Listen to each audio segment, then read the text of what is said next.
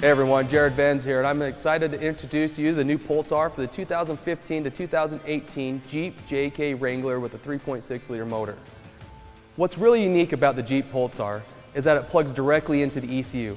You don't have to send your ECU in to get it modified and get a performance tuner to get power out of this Jeep now.